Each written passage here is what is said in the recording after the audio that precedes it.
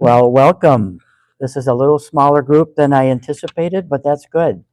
And I'd first like to thank Emily for helping me with my second book, promoting it, and allowing me to speak to you folks and tell you a little bit about the book. I am advised not to disclose too much information because I don't want to be a spoiler, but I'll talk a little bit about that. And a special thanks to Valley Bookseller, a local bookseller in town that always keeps our books on the shelves, which for an author that's very important. So appreciate that, and also for as Emily said, the people watching on YouTube, thank you for joining us, and a special shout out to Ted Brown, who is actually a retired deputy chief from St. Paul Police Department. I was going to ask for a show of hands who already read the book, and I already know that you already took 5 minutes of my notes. So, anyways, the novels that I write, the two and the third one that I'm writing, were inspired by my work with Washington County Sheriff's Office.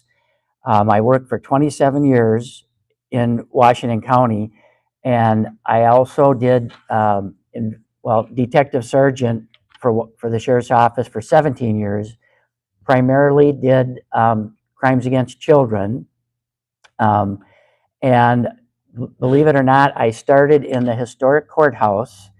And for those of you who haven't toured it, I would really strongly recommend that you come and visit the courthouse, because it's just incredible to see, for me especially, the size of the jail versus the size of the jail in the law enforcement center. It's just like from day to night. It's just a lot bigger.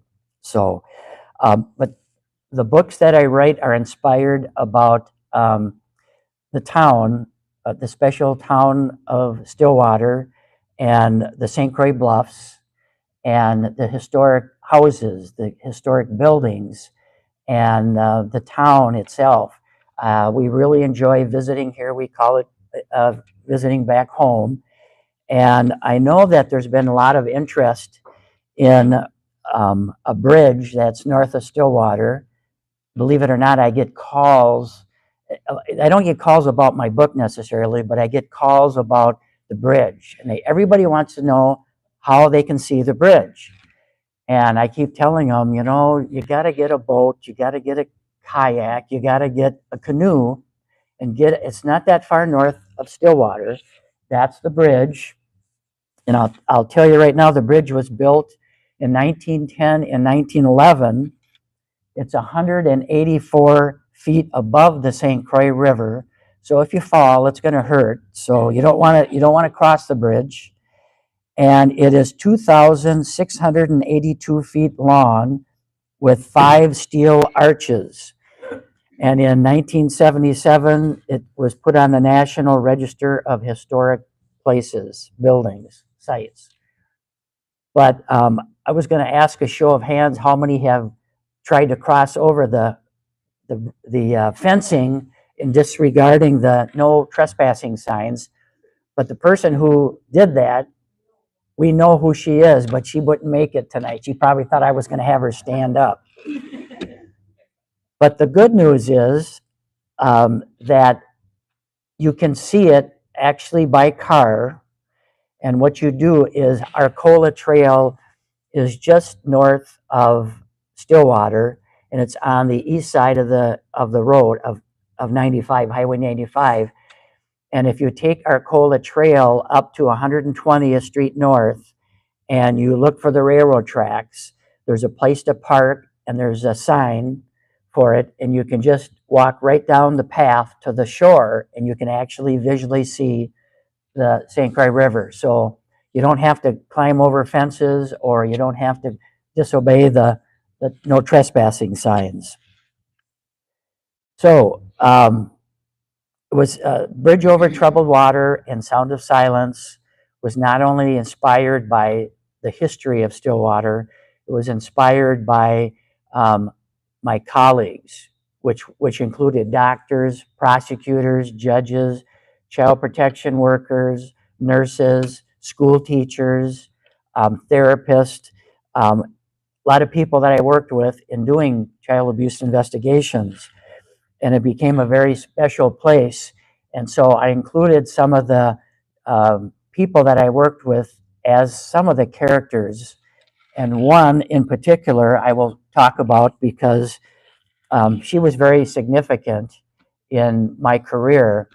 In let's get this straight. In 1977, now I wasn't going to tell you when I started with the sheriff's office, but I started in 1974, and I actually started in the historic courthouse in 1974. But in 1977, there was a judge that was appointed in the 10th Judicial District, which is Washington County, and her name is Judge Esther Tomjanovich, and she was the trial judge for the district from 1977 to 1990. So many of the cases that I investigated and charged were in her courtroom, and she it was also in 1990 she was appointed to the Supreme Court of Minnesota, which is rather interesting. So from 1990 to 1998, she was a Supreme Court justice in Minnesota. And so a little story about Judge Tomjanovich. She was she was I think the third female Supreme Court justice that Minnesota had. And I reached out to her to let her know that I was an author and I wanted to send her a book. And she said, "No, I don't want you to send it. I want you to come to my home and I want you to sign it. I want to talk to you." So felt kind of honored to being invited to her house with her husband. And so Denise and I actually went it would have been like before Christmas, I think it was after Thanksgiving, but before Christmas, we went and spent 2 hours at her home while her husband was also a lawyer, but he's retired as well. He was on the couch and Denise was over here in the chair, and she pulled up an ottoman and we were just like this. And this woman today is 93 years old and she is just as sharp as a tack. So she would ask me about a case and we would talk about it. And then I would ask her about a case and she would talk about it. And together we came up with 2 hours of conversation, and many of which were very interesting cases that Washington County had. One of which I'll just touch base on. It was a case that I had. Now, when I did child abuse, it was for about 17 years, but she was the judge for what it was 9 or 10 years, and so I had a case from southern Washington County, and back then I actually worked the whole county. I was the first full-time crimes against children detective for Washington County. So I did cases Oakdale, Forest Lake, Cottage Grove. This was a case from southern Washington County. It was either St. Paul Park or Newport. And it was kind of an atypical case, but it was an elderly person who was a child molester, and I went out to do the interviews and multiple interviews. And what had happened is he was charged. He confessed to the molestation. He confessed. We had him charged. And the next thing you know is he's in the court system. And it's the Judge Tomjanovich, the prosecutor. I was called back to the chambers on occasion, and that was one of the cases. The court services person who did the pre-sentence investigation, and we're all looking at one another. He wasn't there, the defendant. What do you do with somebody who is 80 years old, And to that extent, I know for a fact that, people that get sentenced, looking at Stillwater, people that get sentenced to Stillwater, normally it doesn't end well for child abusers. But anyway, so everybody put their heads together. It wasn't my choice, but what they did. And another resource that we had for my cases was St. Peter Security Hospital in St. Peter, Minnesota, but he was too old for the program, so they wouldn't take him. So this man went to he didn't go to the prison. He actually spent time in Washington County Jail. I believe he spent 6 months, and then he was given to the custody of his younger brother, who was living in a senior complex. And everybody thought, you know, this is a good place for him. You know, his younger brother will take care of him, watch him so he keeps his hands to himself. About 3 years later, I get a call from Bill Klump, the prosecutor at the time, and he said, well, our his last name isn't Bailey, but I use Bailey. It's actually mentioned in the book. Mr. Bailey, you need to go talk to Mr. Bailey. Apparently he reoffended. And I'm like, oh no. So what had happened is he reoffended. This is about almost 3 years after he got released, and he reoffended with some girl selling Girl Scout cookies, and which was just, I mean, everybody was just beside themselves, especially Tomjanovich, and he was ordered to go to Stillwater Prison. So now Mr. Bailey is 82 or 83. He was the oldest inmate in Stillwater Prison on record, and lived for several years after that. But anyway, so that's what happens, you know, and these are difficult cases, and everybody is like, they're trying to help people, but when they help, and Judge Tomjanovich is the one that brought his name up, because I didn't even think about him, but he was actually a person that I arrested, the oldest person on record for Stillwater Prison. So one of the cases. So mainly, most of the events that take place are authentic in both books. You know, I could use a percentage, probably 65 to 75% in Bridge Over Troubled Water are actual cases. And obviously the names of victims and suspects have been changed. Some of the buildings are mentioned, you know, Washington County Courthouse and so forth. But the book Sound of Silence actually is more authentic, and that has some crimes involved in that. And there's a couple of subplots, smaller plots, and actually there's some truth in those plots too. But the names have been changed. But I think that it's a more powerful book, my second book, because of the cases involved. But I try, believe it or not, I try to make it enjoyable with a kind of a happy ending, if you can have a happy ending. But anyway, so I encourage you to read both books. And I've had people that have read Bridge Over Troubled Water. We live in Sioux Falls, and the one couple who came to a book signing in Sioux Falls, he was waiting, and he kept waiting. He lived at our apartment building, and every time we'd bump into him, like, when's the book coming out? Well, he's read my first book like twice, because he has that propensity to like the crime stories, you know. But anyways, so it's out, and now for you folks to enjoy. Let me see if I'm missing anything here. You cannot purchase them online. You can from Amazon. Yeah, Amazon you can purchase. You can, where else can I think Barnes and Nobles, you can, purchase them online. As long as we're talking about purchasing, The Sound of Silence actually is going to be, well, it's going to be published in audiobook, which is a new thing for us.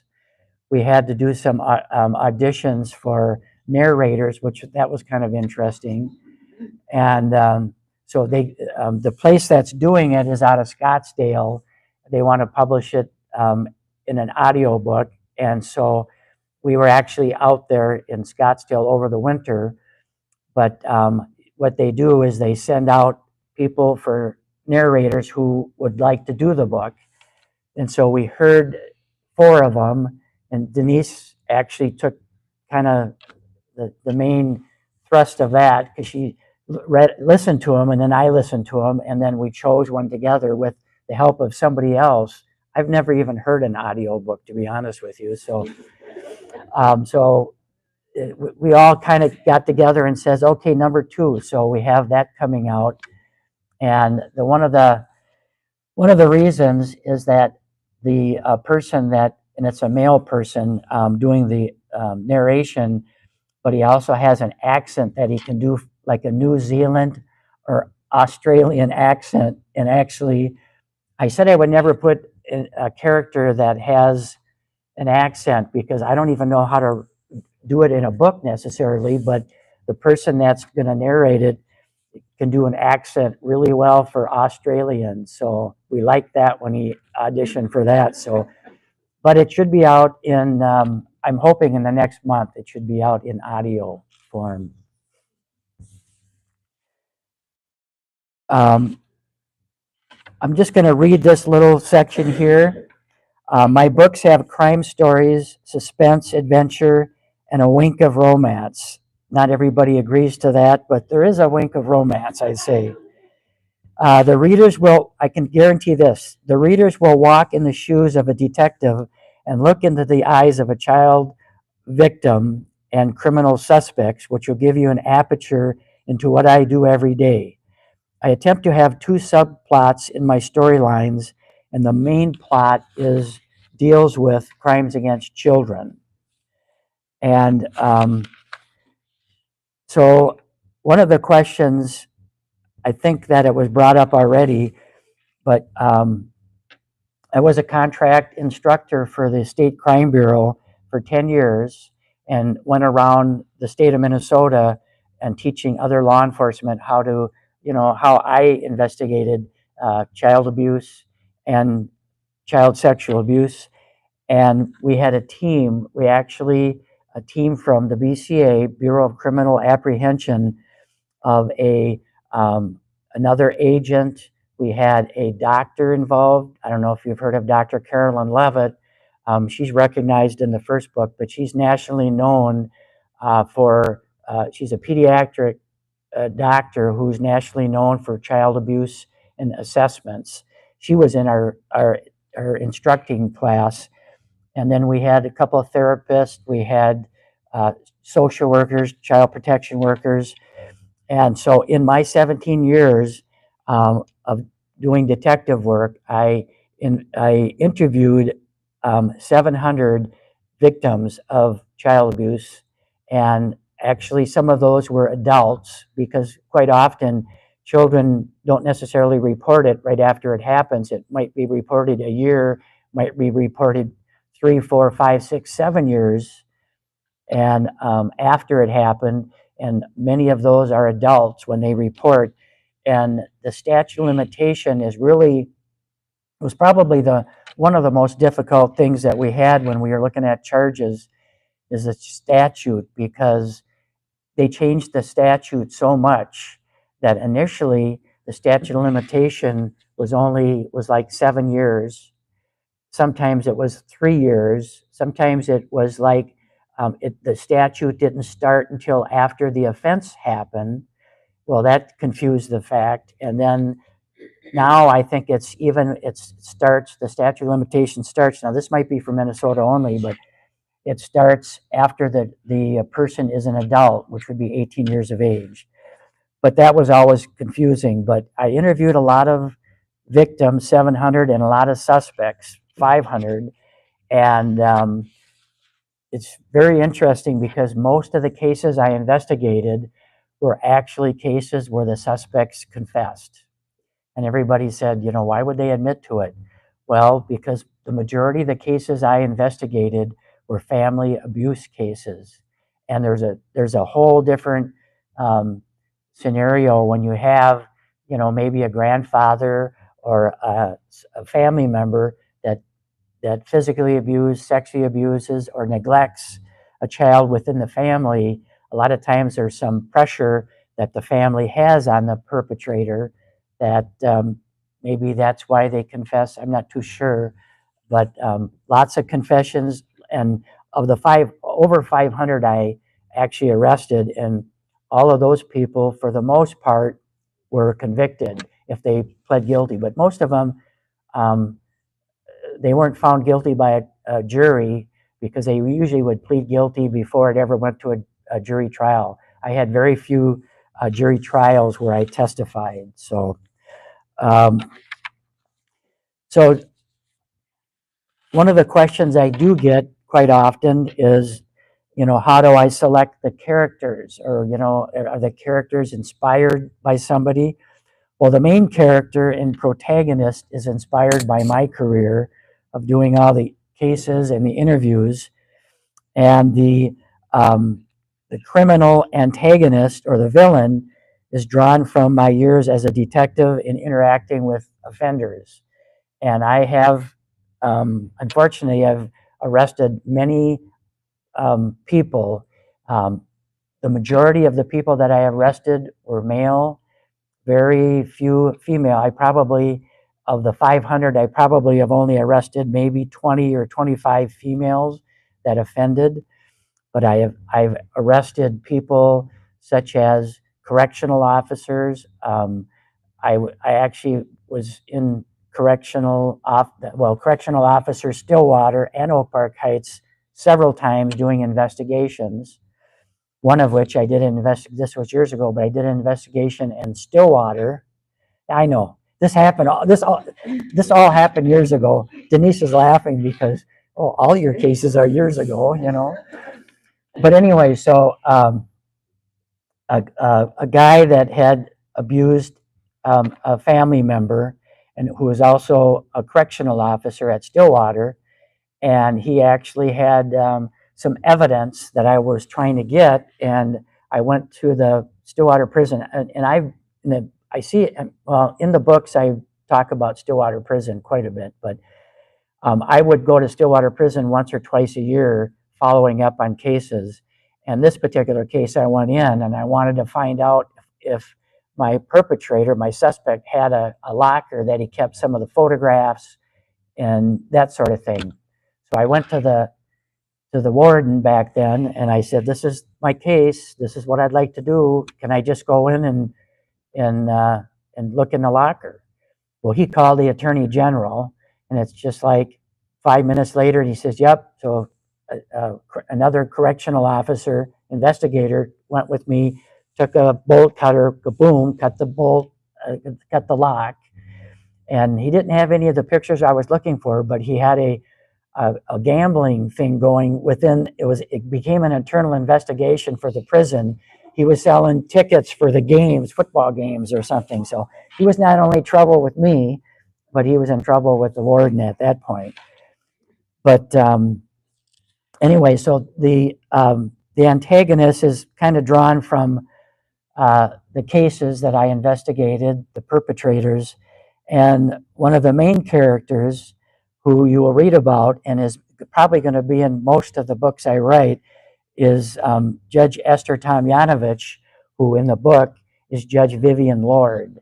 And she is said to live on Arcola Trail by the Arcola Sioux Line Railroad Bridge, which is kind of fun because everybody calls about the bridge. And in fact, what's even more fun is that when Denise and I were in Scottsdale, we stopped by some friends who live in White Bear Lake, and he read the first book, and he was just waiting for the second book to come out. So he's telling us that, I tried finding Judge Vivian Lord's home on Arcola Trail. We were coming back from a picnic in Wisconsin, and he said to his wife, Angie, there's Arcola Trail. Let's go down and see if we can find. So they drove like 15 minutes up and down looking for Judge Vivian Lord's mailbox or something, as his wife is saying, "John, it's a fictional book." "No, I think Larry probably." So anyways, so that was kind of a funny sideline story. But yeah, Judge Vivian Lord is inspired by Judge Esther Tomjanovich. And after spending 2 hours with her, after she read the book, and she sent us a Christmas card, and she said, really loved your book, Larry, but Judge Vivian Lord is much more refined than me, she said. So if you read the book, but so anyways, let's for a few more minutes, I'll tell you a little bit about The Sound of Silence. And it's available here for purchase. I will gladly sign it. And I'm just going to read a tease for it, but not to give you anything that will wreck the story for you. But Detective Janssen gears up for the most challenging interrogation. Oh, no, that's the wrong one. That's book 3.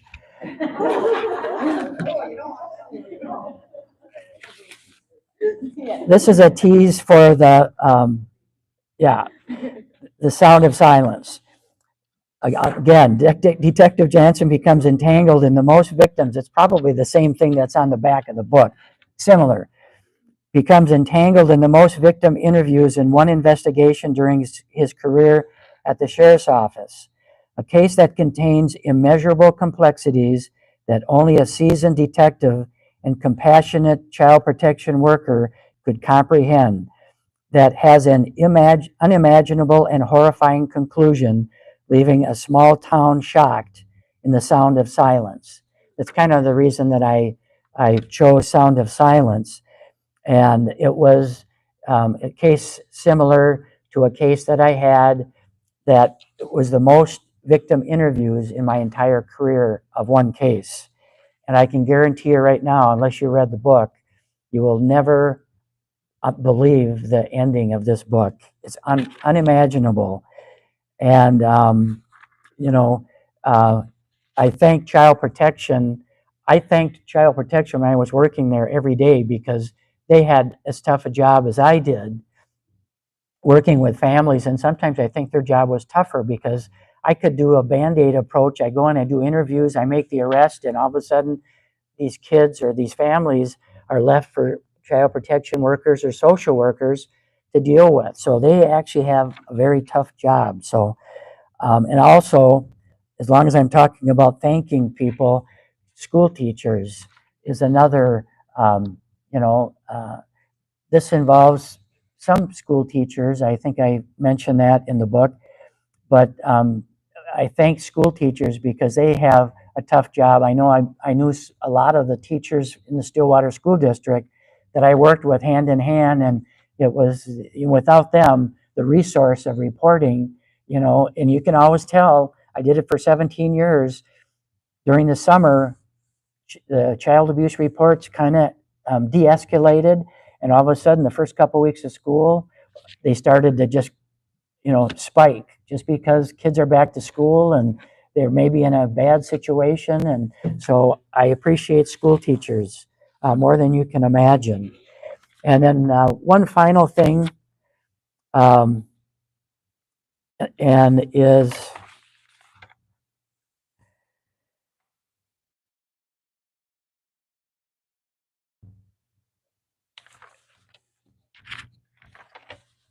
I'm just going to give a little promo to book 3, because everybody asks about book 3. Book 3 is about a fourth of the way done, and that sounds like I'm doing really well. I haven't been writing as much as I should, but I'm about a fourth of the way done, finished. And even when I get done, by the time that I submit it for editing and by the time it comes in bookstores, it takes 5, sometimes 6 months. So that's why I have to get going on it so it'll come out in bookstores. But I'll tell you one little tease for book 3 that I started. Detective Janssen gears up for the most challenging interrogation of his career, which will mediate the future of a 3-year-old child on life support.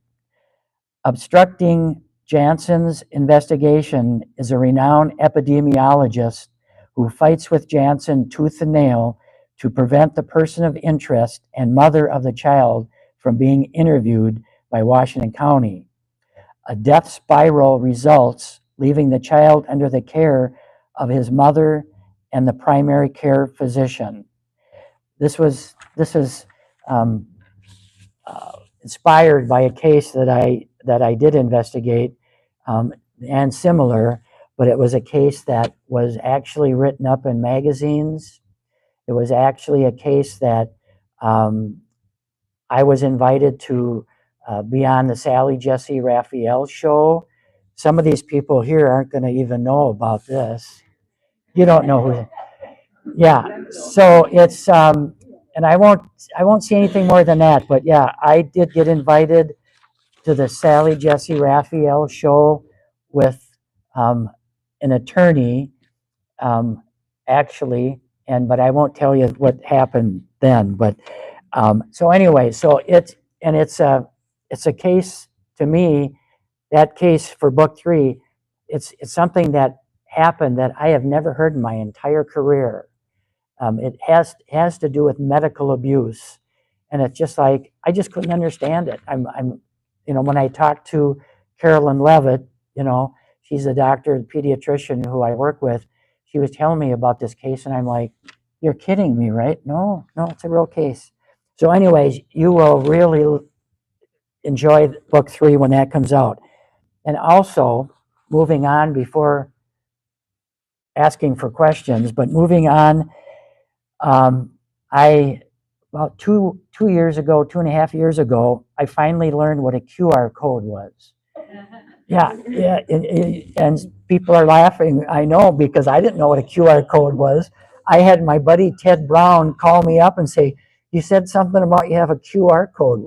What the hell is a QR code?" And then I told him. But so, anyways, I didn't know what a QR code was. It might have been older. It might have been 5 years ago, not 2 years ago. But so now I have a website, lcsimon.com, and so I have that, and I'm doing as much maintenance as I can on it. But I think you will enjoy that because it has events. It had this event on it. It has blogs, and it has pictures and that sort of thing. And I think I have something in there about Sound of Silence, but also my new book when that's coming out. And I also contracted with a YouTube person who's going to have YouTube as soon as we get our contract refined. Not it's no, it's TikTok. TikTok. See, I'm getting confused with YouTube. TikTok. She's going to do some TikTok presentations for me. My granddaughter Adeline. She's not here. She's afraid I was going to have her stand up or something. But anyway, so yeah, I'm getting into the computer world, and believe it or not, law enforcement.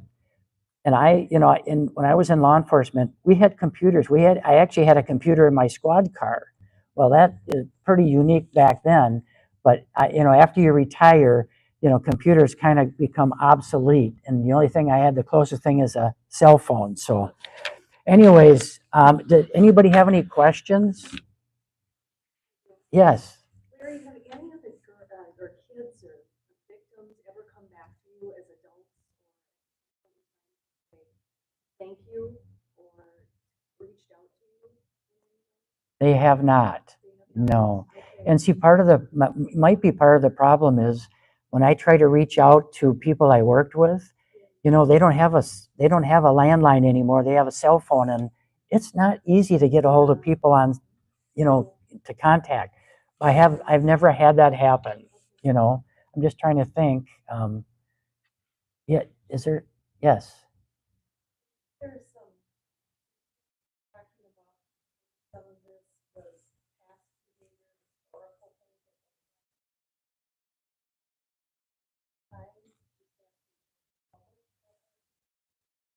To me? in the newspaper.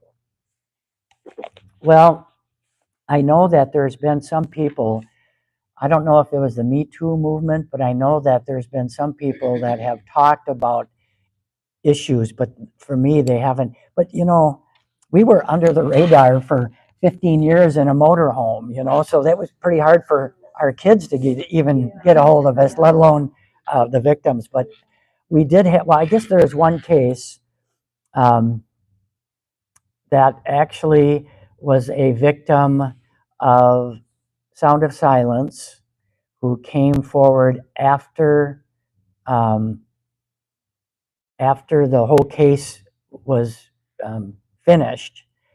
And we went back to interview her, a child protection worker, and I went back to interview her.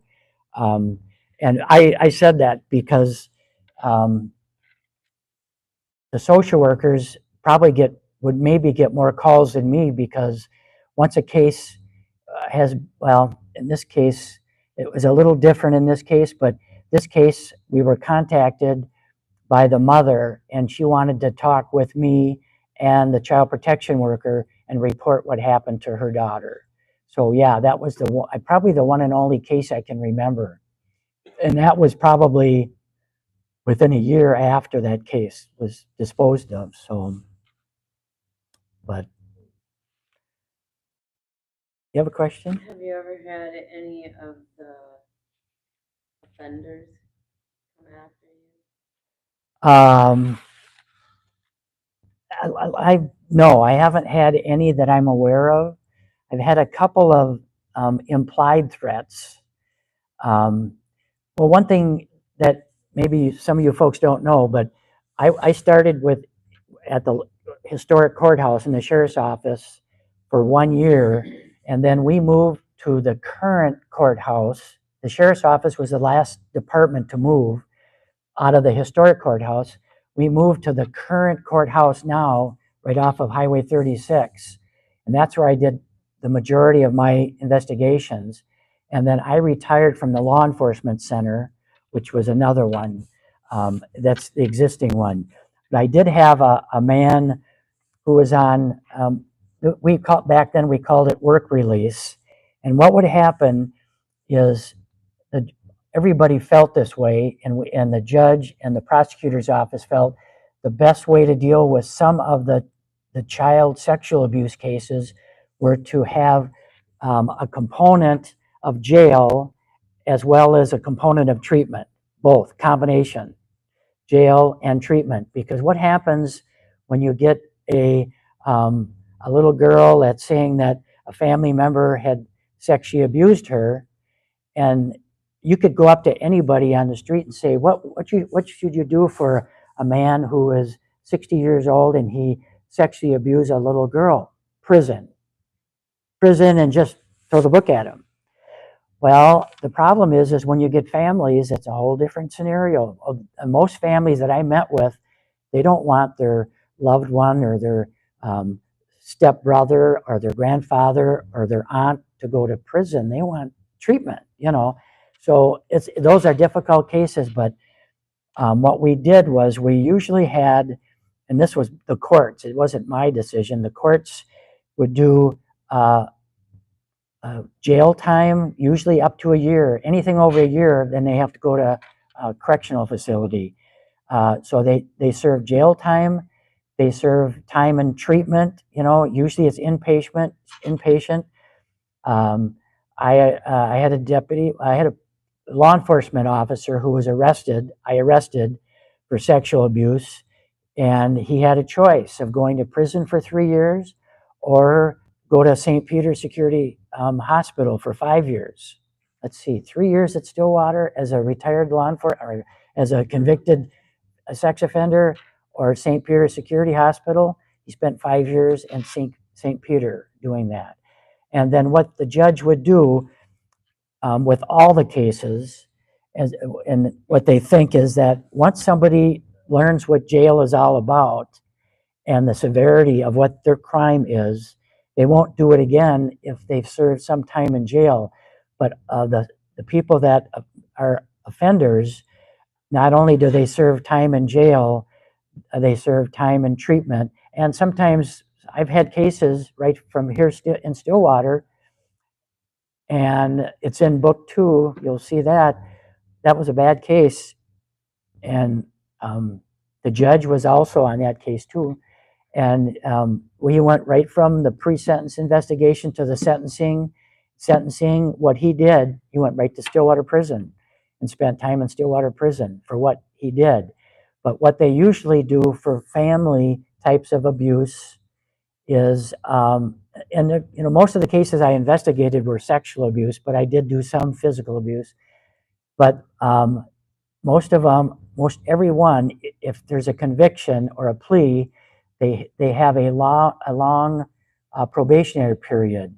So, like, say somebody that serves 5 years at St. Peter, they're going to have probably 15 years of probation. And the minute they break that probation and violate the terms of the probation, then they go right to prison and they serve the remainder 15 years in prison. And we've had cases. I had a case in Matamidi that they violated their probation. It was a family member, and they had a hearing, probationary violation hearing that I testified to. And the judge, back then it was Judge Thurine, at the sentencing, boom, he said prison, took him right to prison.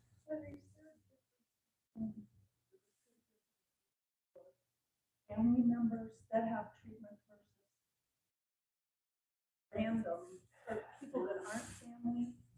I think personally, I don't have the stats, but from the people that I talk to, in my experience, family sexual abuse, and see, anytime there's anytime there's sexual abuse, there's anything to do with sexual crimes, they're always a felony. But I did investigate misdemeanor, physical assault and neglect and that sort of thing. But I think for the most part, the statistics will tell you that the recidivism rate for the family sexual abuse is less than for the unknown perpetrator, that sort of thing, because I think, to a certain extent, when you go in the family sexual abuse therapy and treatment, you've got a lot of families, and what the victim is saying, because you're facing the victim, and and a lot of times they do that.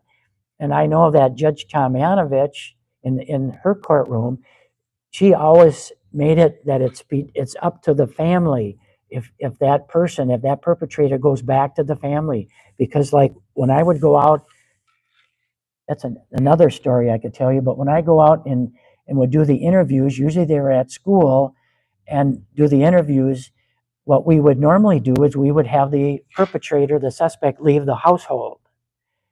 And that has other problems too. But like Judge Tomjanovich would say, the only way that he or she, most of them are male, would come back and live within the household if everybody agrees to it. And there's some regulations, some rules, and just so they know that if they violate that probation, that's it. See you, goodbye. But there are occasions where we have to go back in because the family weren't protecting the girl like we wanted to. One quick story, and then I'll end it with that. But this is a story from Forest Lake. I had a case where it was a stepdaughter who was sexually abused by her stepfather, and he was working as a bartender up in Forest Lake. And the daughter told the mother what had happened, and like any mother probably would or should, was very upset with her husband at the time. She called him up and said, "Get home right now. I know what happened, and I want you to home right now." Well, it was like midnight, and the bars close at 1 o'clock, so he decided to wait till 1 or 1:30 after, and he thought it'll be a little bit milder and cooler between him and his wife. He came home at about 1:35, and now I'm interviewing, and we've already interviewed the girl, but then we had her in emergency shelter home temporarily, and then I interviewed the mother, and she's telling me this, and she says, "I'm waiting for him, and I am really mad, and I'm waiting and waiting, and then he doesn't get home right away. When he walked through the door, he was looking at a shotgun.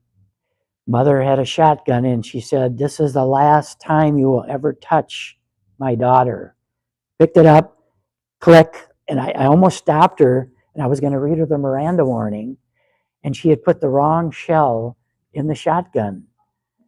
Otherwise, he would have been history. And so that kind of, that's what happens in these families. They're just unpredictable.